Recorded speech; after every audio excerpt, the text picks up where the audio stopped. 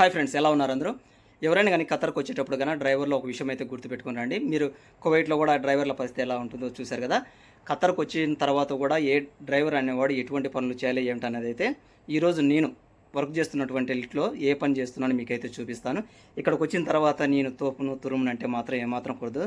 కాబట్టి మీరు కువైట్లో కానీ సౌదీలో కానీ కాస్త ఎంజాయ్ చేసి ఖతర్లోకి వచ్చిన తర్వాత అదే ఎంజాయ్ చేయాలంటే మాత్రం కుదరదు.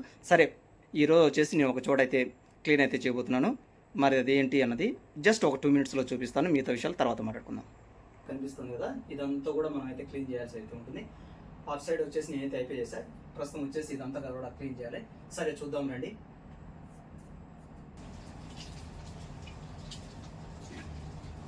గత 5 ఇయర్స్కి అయితే నేను కూడా ఇదైతే క్లీన్ చేయడం అవన్నీ అయితే చేస్తున్నాం కదా. మరి మీరు డ్యూటీలు పరిస్థితి ఏంటి బ్రదర్ అంటే కదా, మరి డ్యూటీలు చేయాలి, ఖాళీగా ఉన్నప్పుడైతే ఈ పని కూడా చేసుకోవాలి. ఇంతవరకు అయితే మా ఫ్యామిలీ మెంబర్స్ కూడా ఏమీ చూపించలేదు, మనం చెప్పను కూడా లేదు. కాబట్టి ఏంటంటే కదా, ఈ మధ్య కాలంలో కొంతమంది వస్తూ ఉన్నారు. వచ్చిన తర్వాత వాళ్ళు చేసేటువంటి కంప్లీట్ ఏంటంటే కదా, మీరు డ్రైవర్ ఉన్నాం కదా, మరి ఈ పనులన్నీ ఎందుకు చేస్తామని చెప్పి తిరగబడుతున్నారు. కానీ ఒకటి మాత్రం నిజం కదా, మనం ఎంత తోపైనా ఉండొచ్చు ఇండియాలో, ఇక్కడికి వచ్చిన తర్వాత మాత్రం అన్ని పనులు అయితే చేయాలి. కాబట్టి మీరు ఇక్కడికి వచ్చే ముందర అయితే డిసైడ్ అయితే చేసుకుని రండి. ఎలాగైనా సరే మనం వర్క్ చేయాలి, దేనైనా చేయగలగాలి అనేటువంటి ఆలోచన ఉంటేనే రండి. మీరు ఇక్కడికి వచ్చేసి నేను ఆ పని చేయను ఈ పని చేయను అంటే మాత్రం ఎటువంటి పరిస్థితిలో కుదరదు. అంతేకాదు, మీరు ఇక్కడ వచ్చిన తర్వాత వచ్చేసి లేడీస్తో కూడా ఎక్కువగా ఆర్గ్యుమెంట్ అయితే చేయదండి. మన న్యూస్ ఛానల్లో చెప్పినట్లుగా ఆడవారిని ఏదో ఇలా హింసిస్తారు చేస్తారని చెప్పేసి నమ్మేసి మీరు ఏదో మగవాళ్ళని అంటే మనం ఎక్కడైతే పని చేస్తున్నాం కదా, అక్కడ కఫీలను అయితే మంచిగా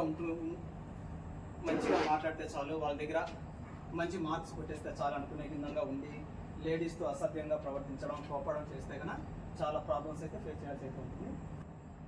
మీరు ఇంకొక క్వశ్చన్ కూడా అడగచ్చు, మరి ఇవన్నీ మీకు చేయడం అవసరమా బ్రదర్ అంటే కన్నా తప్పదు కదా. కొన్ని సందర్భాల్లో ఎవరి కోసం కష్టపడుతుంటాం, మన ఫ్యామిలీ కోసమే కదా. ఎప్పుడైతే మనకు ఆ థాట్ వస్తుందో అప్పుడే మనం అయితే చేయగలుగుతాం. మీలలో కూడా ఎవరైనా కనుక వచ్చిన తర్వాత కొద్దిగా కష్టం అనిపించినా కూడా మొబైల్లో స్క్రీన్ మీద మీకు తెలుసు కదా, పిల్లల ఫోటో కానీ మీ ఫ్యామిలీ మెంబర్స్ ఫోటో కానీ పెట్టుకోండి. ఏదైనా కష్టం వచ్చినా బాధ వచ్చినా కూడా ఏదైతే వాళ్ళ ముఖాలు చూస్తాం కదా, అప్పుడైతే మనకు ఈ వర్క్ అనేది పెద్ద కష్టంగా అయితే అనిపించదు.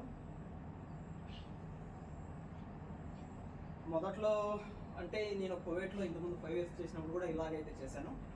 ఇంతకుముందు అయితే మన వీడియోలో పెట్టలేదులే, కానీ దానివల్ల నాకు పెద్ద యూజ్ అయితే అనిపించలేదు. కారణం ఏంటంటే కానీ ఇప్పుడు ఈ వీడియో పెడుతున్నాను, మా ఫ్యామిలీ మెంబర్స్ చూసి బాధపడతారు.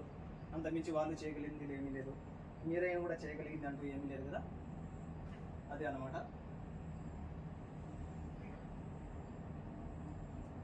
ఒకవేళ మీకు ఎంజాయ్ కావాలి, ఇంకా ఫ్రీ కావాలి అనుకుంటే కనుక కువైట్కి అయితే వెళ్ళిపోండి. లేదు మాకు శాలరీస్ బాగుండాలి, జీతాలు బాగుండాలి, మన ఫ్యామిలీ మెంబర్స్కి కొద్దిగా త్వరగా డబ్బు సంపాదించి మన ఫ్యామిలీతో ఉండాలనుకుంటే కనుక Qatar is the best option.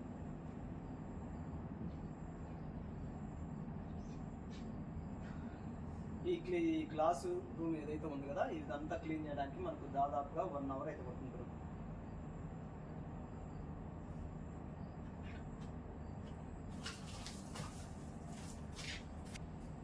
ఇంకొక డ్రైవర్ కూడా ఉన్నాడు, కాకపోతే ఏంటంటే అతను డ్యూటీ మీద అయితే వెళ్ళాడు కదా.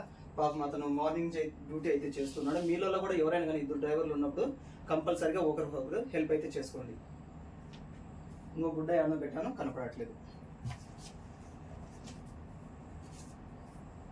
కొంతమంది ఏం చేస్తూ ఉంటారంటే కదా, ఆ డ్రైవర్ మీద ఈ డ్రైవర్, ఈ డ్రైవర్ మీద ఆ డ్రైవర్ చాడీలు చెప్పుకోవడం, అదేవిధంగా వర్క్ చేసుకోకుండా ఉండడం, ఇలా కంప్లైంట్లు అయితే చాలా చేసుకుంటూ ఉంటారు. దయచేసి అటువంటి అన్ని చేసుకోవద్దండి. ఎందుకంటే కదా, దూరం వచ్చాము దేశాలు వదిలి, ఇక్కడ మనలో మనం కొట్లాడుకోవడం వల్ల లాభం ఎవరికంటే కన్నా మనం ఎక్కడైతే వర్క్ చేస్తూ ఉంటాం కదా వాళ్ళకే కదా లాభం.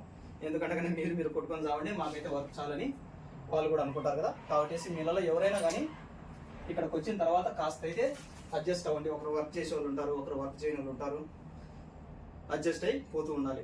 ఎందుకంటే కన్నా మనం కూడా ఇంట్లో మన బ్రదర్స్ ఉంటారు, సిస్టర్స్ ఉంటారు, వాళ్ళల్లో ఎవరైనా కానీ వర్క్ చేయకపోయినా లేదంటే కన్నా కొద్దిగా ర్యాష్గా ఉన్నా కూడా మనం వాళ్ళని ఎక్స్క్యూజ్ చేసేసి ఫ్యామిలీతో కలిసి హాయిగా ఉంటాం కదా. ఇక్కడికి వచ్చిన తర్వాత సేమ్ మన ఫ్యామిలీ మెంబర్సే అనుకోండి. చెప్పడం ఈజీనే బ్రదర్, కాకపోతే మరీ ర్యాష్గా కొంతమంది ఉంటారు కదా, మరి వాళ్ళ పరిస్థితి ఏంటంటే కదా వాళ్ళు కూడా ఆలోచన చేయాలి. ఆలోచన చేయకపోతే కన్నా గోవిందా అంతే. మీరైనా నేనైనా చేయగలిగింది అయితే ఏం లేదు కదా.